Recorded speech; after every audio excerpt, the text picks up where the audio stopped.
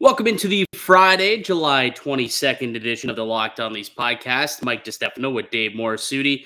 The Matthew Tkachuk saga still ongoing out in Calgary, but now all eyes are starting to shift on Auston Matthews and what happens to him in a couple of years. We'll decipher whether or not there should be some concern or whether or not it's a little overblown. We'll talk about that in a little bit. And we'll also play a little bit of cosign, no sign today. It's been a couple weeks since we've been able to play one of our favorite segments here on the pod. So we'll get to that also and a lot more here on today's edition of the Locked On Leafs podcast.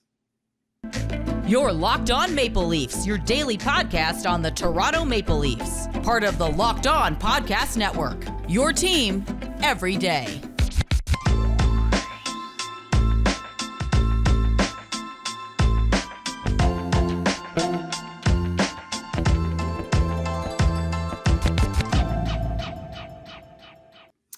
Welcome, everybody, into the Locked On Leafs podcast, your one-stop shop for all things Leafs. I'm your host, Mike DiStefano from TSN 1050 Toronto Radio, also from TSN's Leafs Lunch. Joining me, it's my co-host, Dave Morassutti from Sportsnet, also a writer for the NHLPA. Locked On Leafs is a daily Maple Leaf-centric podcast, so be sure to subscribe for free wherever you get your podcast from. You can also now catch us up on video platform on YouTube. Just search up Locked On Leafs on YouTube. And go ahead, hit that subscribe button. We want to know down below in the comment section. Let us know this quickly. Are you worried about Auston Matthews? We saw Johnny Gaudreau, an American, decide to go play down south. We see Matthew Tkachuk looks like he's angling himself to get down south with some team out of Canada, out of Calgary. Jeff Petrie wanted to play down in the States, wanted out of Montreal. Is there a pattern here? And should people be worried with Auston Matthews? We'll touch on that today. We'll also play some cosign, no sign. We had a retirement, a prospect deciding to hang it up, a very unfortunate situation with Ian Scott. So he retires, so we'll talk about that a little bit. And then also the Leafs dodging a bullet, almost lost one of their assistant coaches to San Jose, but able to hang on to him. So why don't we start there and talk about Spencer Carbery, who was named a finalist for the head coaching position in San Jose. Ultimately, sounds like it's going to end up going to David Quinn, the former coach of the New York Rangers and Boston College, and very strong ties to the American hockey market. But Spencer Carbery, I mean, that was a bit of a sneaky name. I saw the report out there, and I was like, oh, that's interesting. You could get your hands off of our guy, please and thank you. I mean, keep in mind, he took over the power play off of Manny Malhotra last year and turned it into the number one top power play unit in the NHL. I would prefer to not lose him after one season. If you're the man. That definitely just came out of nowhere. I was just like, apparently he had interviewed also in Boston, I heard, though, too. So there's a couple of teams. He's a young, talented mind. So at some point, I would expect for him to start to be more heavily considered as a head coaching candidate, but not quite yet.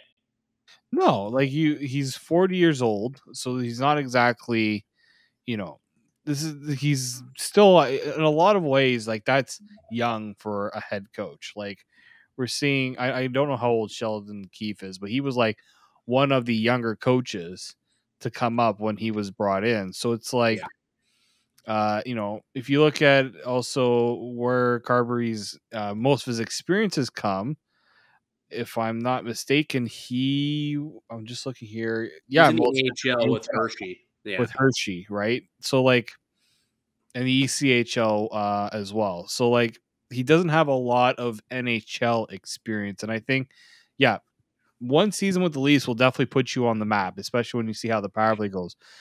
But I think the more time he spends up in the NHL, it's going to be a lot harder for the Leafs to keep him around. That's for sure. Yeah, and it's a blessing and a curse, I guess, when that happens, because it means you got some pretty good people on your staff when other teams are looking and they want to poach them and use them as their main bench boss. It means you got some pretty quality stuff underneath on Sheldon Keefe's staff. So I just want to quickly point that out. Ian Scott is the goaltending prospect who decided to hang up the pads today. Very unfortunate. He had such an unbelievable junior career. And, there was high expectations on him being drafted. I think he was the 3rd-round pick of the Maple Leafs, 4 or 5 years ago, and just unable to stay healthy, unfortunately, and ultimately deciding to hang him up. He kind of put a post on Instagram. Now, if we could pull up this post here, and I can read exactly what he said.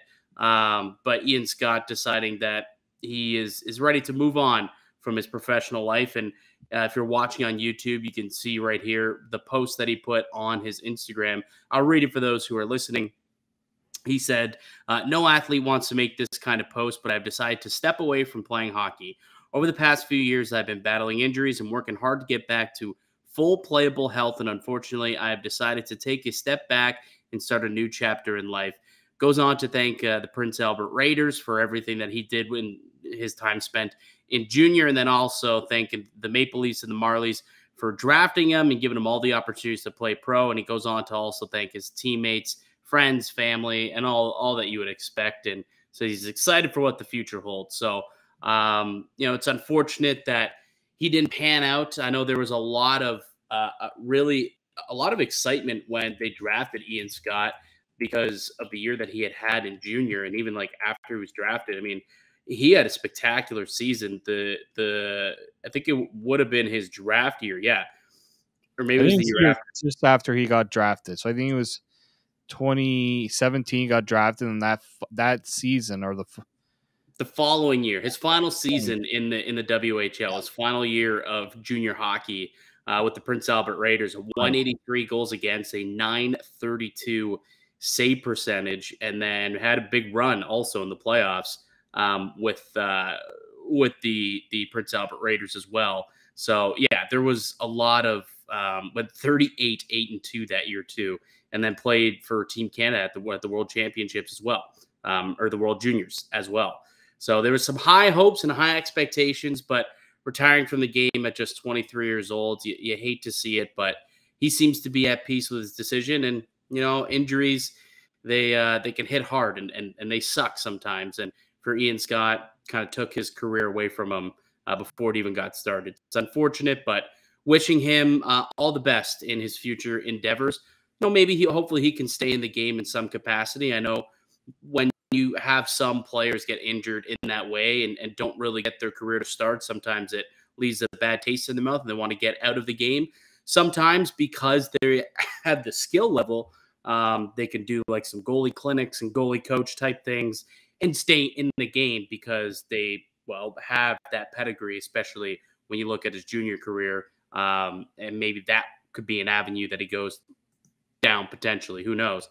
But good luck to Ian Scott from both Dave and I here at the Locked On Leafs podcast.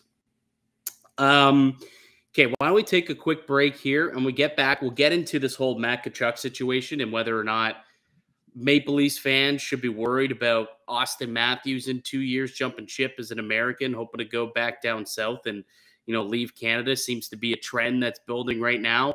Do Leafs fans have serious concerns, or is this being overblown a little bit? We'll decide on the other side. But first, let me tell you guys about betonline.net. It's the fastest and easiest way to check in on all your betting needs. Find all your favorite sports and events at the #1 online source for odds, lines, and games. Find reviews and news of every league, including Major League Baseball, the NFL, NBA, NHL, combat sports, esports, and even golf. BetOnline continues to be the top online resource for all your sport wagering information, from live in-game betting, scores, and podcasts.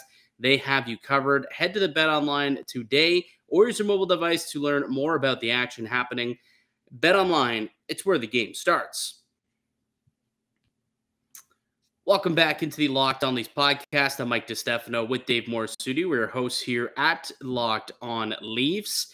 So a little bit of an update, I suppose, on the whole Matt Tkachuk saga. If you haven't been paying attention the last couple of days, he has not technically requested a trade per se, but he has told, or reports are out there, that he has zero interest in signing a long-term extension with Calgary. And if that's the case, you gotta trade him and get something for him. And a report came out yesterday suggesting the teams that he would be interested in signing a long-term deal in and would be interested in going to is St. Louis, where he's born and bred, where he's from, and would be just a folk hero with his dad there as well. Dallas, Vegas, Florida, and Nashville. Outside of being American cities, Dave, do you know what those other 4 cities have in common? Just trying to think about that one, actually. Low to no tax states. Okay, I was thinking that was the first thing that popped in my head, but I didn't want to make that assumption. Yeah. Low to no tax states there, which means, I mean, we've seen Tampa Bay reap the benefits of that for so many years, being a no tax state, being able to get cheaper contracts because the take home pays a lot more than if you were in other cities. So it's not a surprise that those are the teams that is on his wish list, I suppose, that he want to go to. But they're all also like playoff caliber teams, and potentially with the addition of a Matt Tkachuk, potentially Stanley Cup caliber teams, especially we were talking about Florida, Vegas, and St. Louis as well. So that's the report coming out of Calgary over the last couple of days.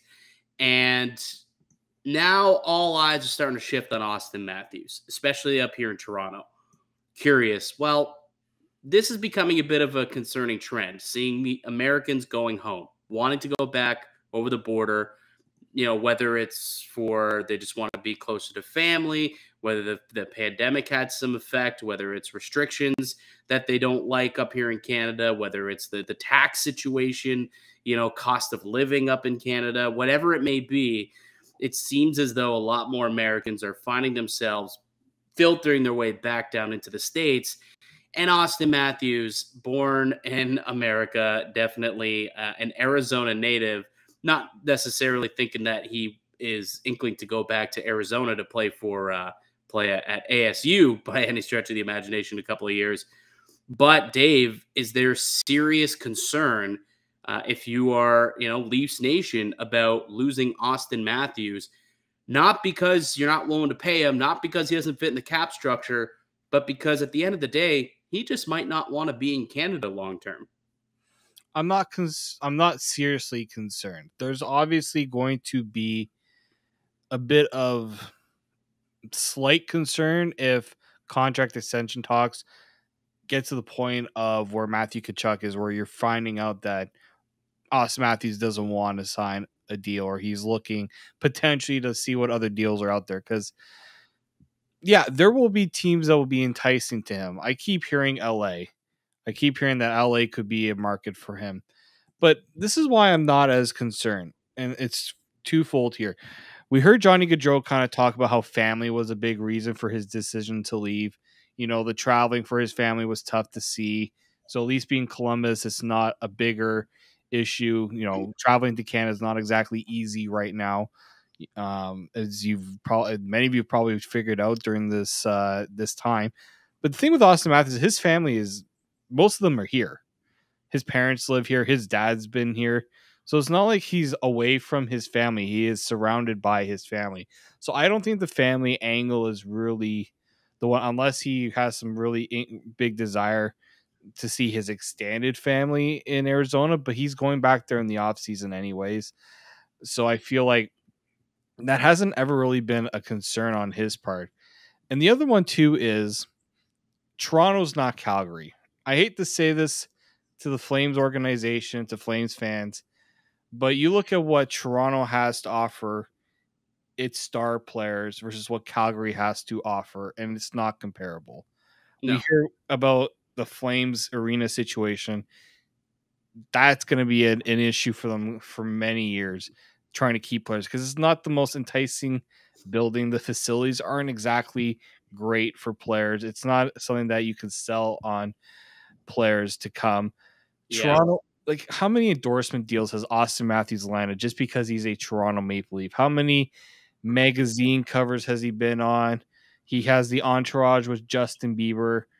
Like, there's just so many things that he has gained throughout his career so far. And you can do all that in LA and New York too, and maybe on a grander scale. But to your point, it goes to say that, yes, Toronto and Calgary are not the same. And not only like organizationally, but also like the city itself. There's Exactly. so much more to offer up in the city of Toronto than there is in Calgary. I know Tkachuk had mentioned that like his family, where they're situated, where they're living, like it would take them like an hour and a half, 2 hours to travel into Calgary to watch games. It turned into a full day trip to watch a game. And, he didn't like that too much. Whereas in Toronto, you get a spot in the GTA somewhere. There's lots of places to live. You can even get a spot right in downtown potentially, and you can quickly go and watch a game, right? Like you can have your family in and go and watch games. Good chance if you move to Toronto, you're not gonna, come all the way in from like Timmins or like, yeah, you know what I mean? Like you're not coming in from Guelph, I guess. You're not living in Guelph if you play for the Toronto Maple Leafs. So yeah, a different situation there. Yeah,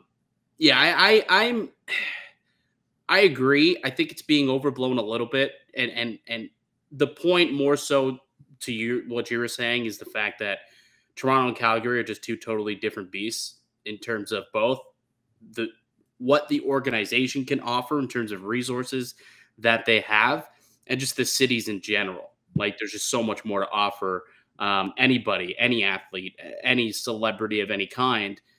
In the city of Toronto, and also just culture in the city of Toronto compared to Calgary, it's got a lot more to it, I would say. So for those reasons, I think that I don't necessarily completely link the dots with Gaudreau and Tkachuk leaving Calgary, meaning okay, that probably means that Matthews is going to go, but at the same time, there's a big difference between living in Canada and living in the US. And I know that like Toronto is very much a very similarly ran city to a New York or an LA. It's a big metropolis. But you look at like some of the restrictions in Canada and some of the, like you said, the travel that you has to go through in Canada. And it's a lot more. And that could be a little bit taxing on somebody if they don't want to have to deal with all of that, you know what I mean? And potentially they want to go down south where things are a little bit more laxed. And perhaps if money is a situation, you can make more money playing down south than playing in one of these tax-free states or low tax state, as opposed to paying, the 50% income tax in his tax bracket up here in Canada. So there's a lot of different things that I think could go into it. But ultimately, he's still going to make a boatload of money. And Auston Matthews, I believe he likes being a Maple Leaf. Like it's the most prestigious, I guess them and the Montreal Canadiens are the two most prestigious organizations in hockey. The Calgary Flames, there's no cachet to being a Calgary Flame. No one says, oh, you put on that sweater, that Flame sweater, and you think about all the history that's been through that organ. No one says that about Calgary. Toronto, on the other hand, there's so much history there. And Auston Matthews has a chance to rewrite the history books in that city, in that organization. And to me, that is a big enough carrot where I think that would be worth giving up whatever he wants to go back to America for. If he truly just wants, like, if hockey and having a legacy is part of his MO for what he wants to do with his career, I think his legacy could be most impactful as a lifelong Toronto Maple Leaf than if he went anywhere else in the world or anywhere else in the NHL, be it down south or Canada, I suppose. Seems like all former Maple Leafs are making their way either to Ottawa or Edmonton. Don't see that happening with Auston Matthews, but so I could argue it both ways, I suppose, but ultimately it's not the same situation, not the same scenario, and I wouldn't be too concerned if you're the Maple Leafs about this situation.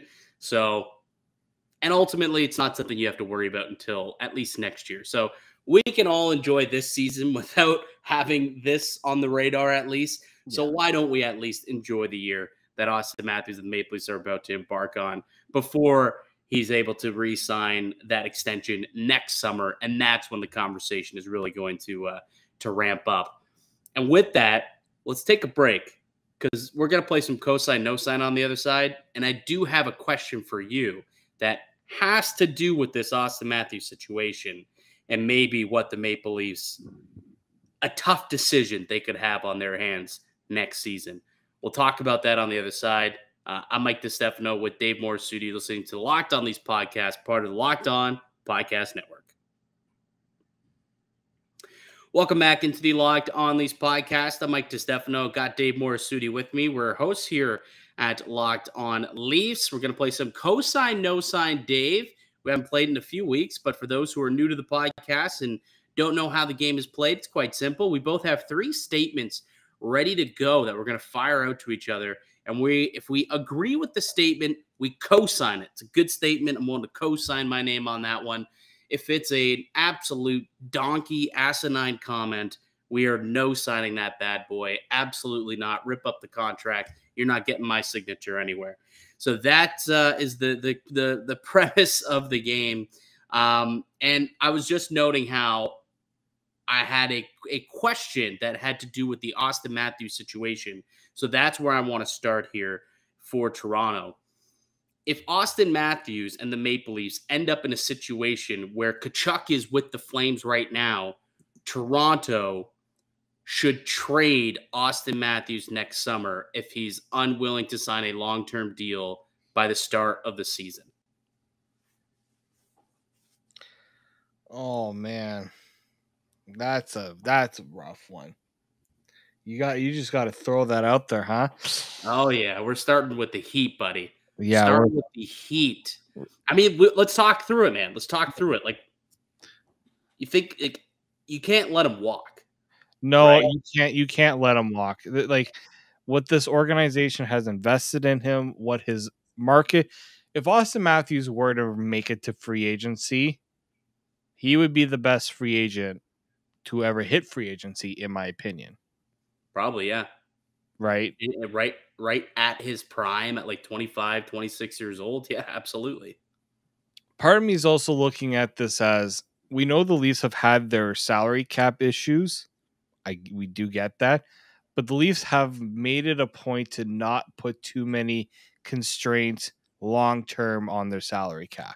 I don't think salary will ever be the reason Auston Matthews isn't a Maple Leaf. They will make it work. If he wants to leave, it's the same reason why Tkachuk wants to go, because he doesn't want to be in Canada anymore and he wants to go to an American market. And if that is the case, and he says to Toronto and it comes out publicly, I'm not interested in signing a long-term deal here in Toronto. I'll play out this final year that I'm contractually obligated due to my RFA status. But after that, I'm probably going to hit the market. Maybe I'll come back. There's a possibility I could come back, but I also might be interested in checking out, my other options.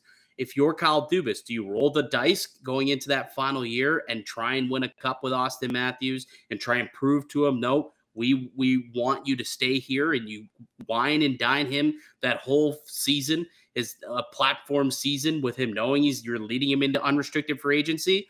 Or you do what Calgary's considering doing right now, saying, look, if there's if the possibility is he's willing to walk and doesn't want to sign here long term, we got to get assets for this guy because we can't let him walk. Like, that is a legitimate conversation that Kyle Dubas is going to have with himself next summer, come July 1st, when that first date comes up where Auston Matthews can put pen to paper to sign a long-term extension. If he's not willing to do that on July 1st, the day he is eligible to do it, that conversation happens. I don't think so. If I'm knowing Kyle Dubas and how he's operated over these years, he's not one to kind of make that panic decision to say, all right, we got to move. We've seen the Leafs lose free agents constantly. Yeah, but isn't Matthews different? Like, think about what you could get back for him, even if it's a 1 year. I just don't know if Kyle, like, we have seen, even when we're hearing about the Matthew Tkachuk situation, we're talking about how Calgary could get potentially a very low ball type of offer because it's already been made known he's not coming back. So teams are just like, well, why are we going to pony up big time? I don't know. I've heard names like potentially Jordan Kyrou could be available from St. Louis at a potential deal, like Kyrou plus, Dawson Mercer and Jesper Bratt plus. Like, I'm hearing some pretty good trade packages that's being considered for some of these teams down south that they could try and put something together to try and make a deal. I'm like Tolvanen and Fabro maybe plus. Like, there's some good options out there for Matthew Tkachuk, and think about what you could maybe get for an Auston Matthews. Like, if you're going to get those for Tkachuk, imagine Matthews, the guy who is going to score you 60 goals. And if you're signing him to a team that's interested in signing him to an extension, you could get whatever you want, man. Whatever you want. I just personally, I don't see Cal Dubas doing it. I think the conversation needs to be had. If you're an organization, you need to figure out, okay, are we willing to let this guy walk, or are we going to just bite the bullet? But I just don't see Cal Dubas going down that road. It doesn't mean it won't happen. I just don't personally see him having that conversation. So you're no signing it? I'm just going to no sign it because I don't think Cal Dubas is going to ever really consider that. All right. I'll accept it. It's not an outrageous idea, but I think it's a legitimate conversation that is going to have to be had next summer. Like, if he doesn't sign that long-term extension, you might be in a situation where you got to trade the guy because you can't let him walk for nothing. No, you can't. Never. And if he's not willing to sign long-term, well, that's a massive risk and a gamble you're taking going into the year without an extension in place. So yeah. We'll see what happens. Like I said, we have a whole another year before we got to worry about that. So we'll park that off to the side from now. But I thought it was an interesting, worthwhile discussion to have, considering that the Flames are going through that exact same thing right now with Matthew Tkachuk. All right, what's your first one, Dave? My first one here is the Leafs will make multiple trades before training camp opens. Any type of trade? Yeah. We already know one's going to happen. I'll co-sign it because I could see, like a minor type of deal. I think we'll see at least one bigger trade, whether it's Kerfoot, Hall, Sandin, something. I could see some type of trade happening, and then maybe even another smaller deal, like I'm just prospect or a draft pick. Maybe something becomes available. So I'm going to take the over of 1.5 and co-sign that we'll see multiple deals. They're not going to be sizable, but we will see 2 trade transactions of some capacity made between now and the start of training camp. I'll co-sign it.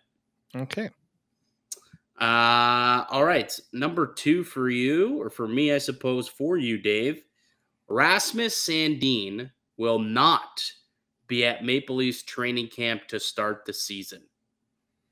Oh, that's a good one. So we're pretty much saying he's not getting his deal done beforehand. Or he is traded. Right. You're saying. You know what? Given how this situation has played out so far, yeah, there's definitely no guarantee he is not showing up at training camp because it just feels like he's not happy.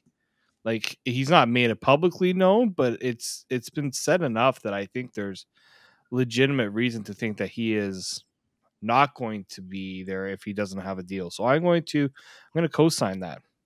Yeah, I was reading a piece. I want to say Jonas Siegel wrote it in The Athletic, just talking about like the last few seasons, how they've kind of done Sandin dirty a little bit.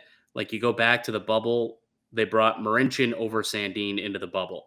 And then the following year, they signed Mikko Lehtonen and gave Mikko Lehtonen an opportunity in the NHL over Rasmus Sandin.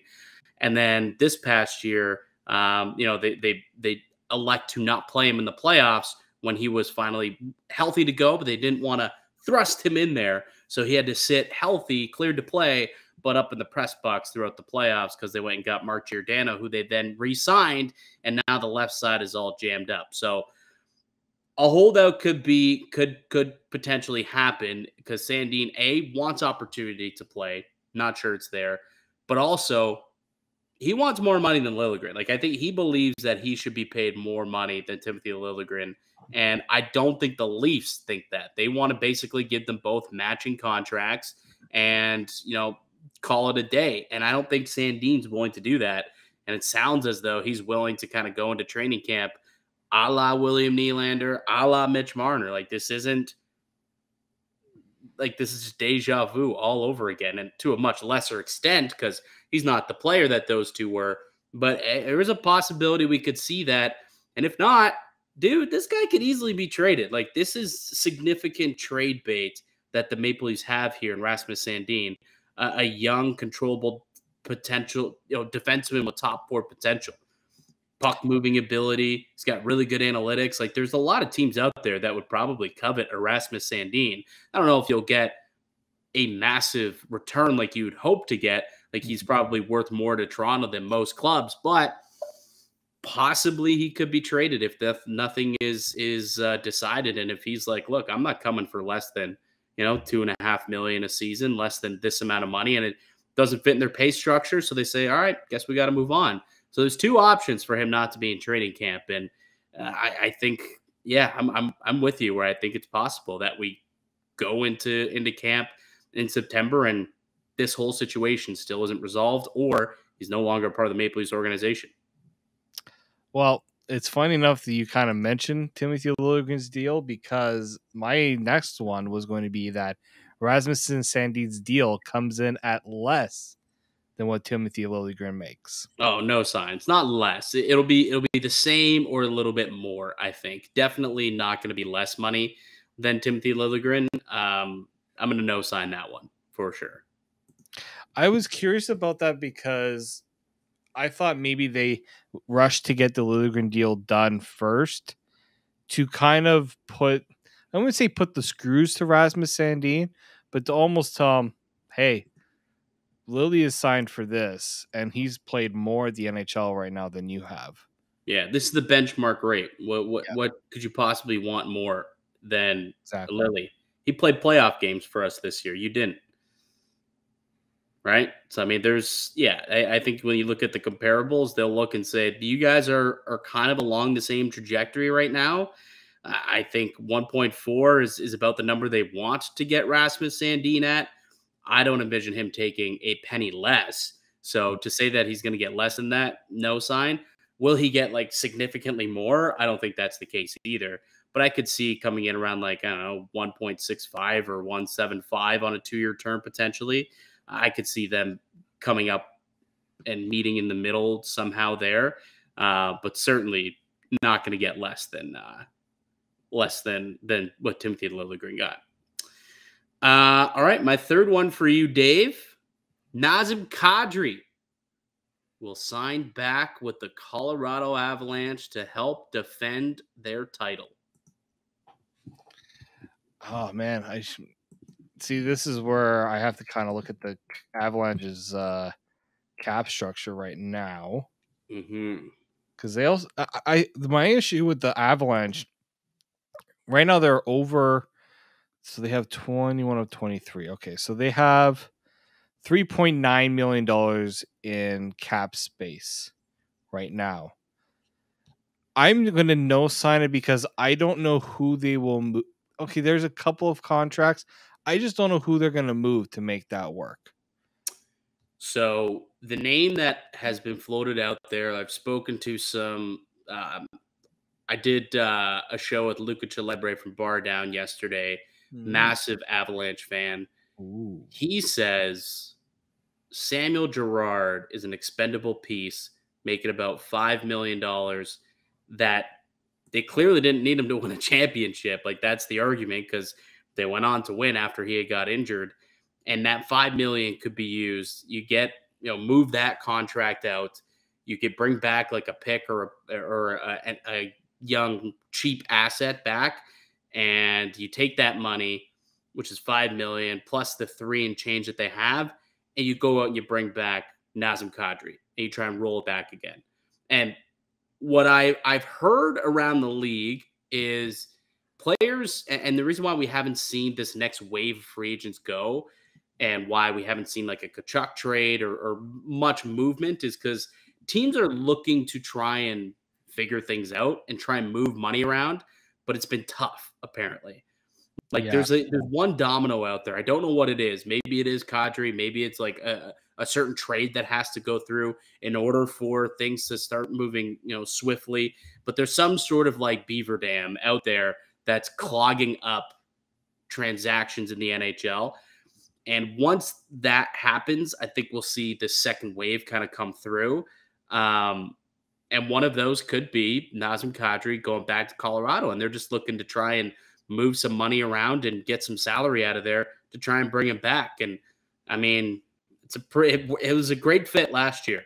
And if they want to defend their title, I think Nazem Kadri, I mean, it would make them favorites again, I guess, if they bring Kadri back into the fold next year. And they don't really have that second line center. No. Ready to step in to replace him, unless they think Alex Newhook is ready for a bigger role. Which I think was the hope, right? That would have been the hope that going into the season, unless, again, JT Compher, if they think he can play down the middle, maybe. At times they put Mikko Rantanen at center. He potentially could be a guy that they're looking at doing, considering how well Lehkonen played up on the top line with McKinnon this year, maybe. So there's some options, but ideally you just bring back Nazem Kadri and you're super happy with that situation. But we'll see. All right, your final one, Dave. My final one is that the Toronto Maple Leafs look to find a way to move John Tavares to the wing. This year? It can be, well, how many more years does he have left on his deal? 3? I think so. Over the next, I'll give you over the next 2 years. Yeah, over the next 2 years, I'll co-sign it. If we're talking about this year, though, I would no sign it just because who's going to play second line center? And even next year, like, who else is going to play second line center?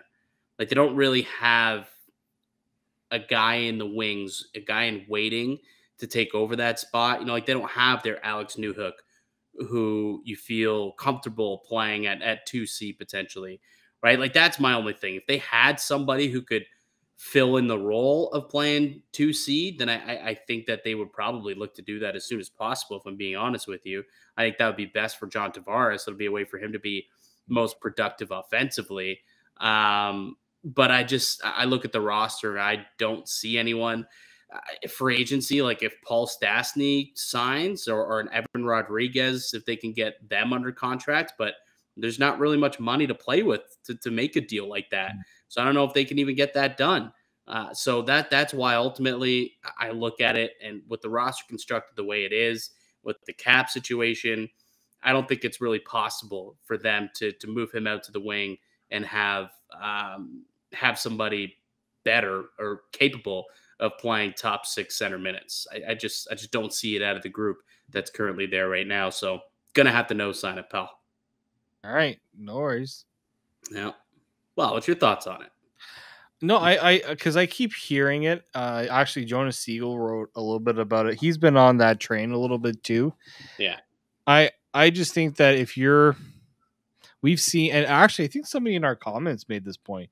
The reason why Steven Stamkos, they think has worked a lot better in Tampa is he's not playing the center role anymore. He can do it, but they don't want him to. They just want him to focus on other elements of his game and just be the Steven Stamkos that they drafted him to be.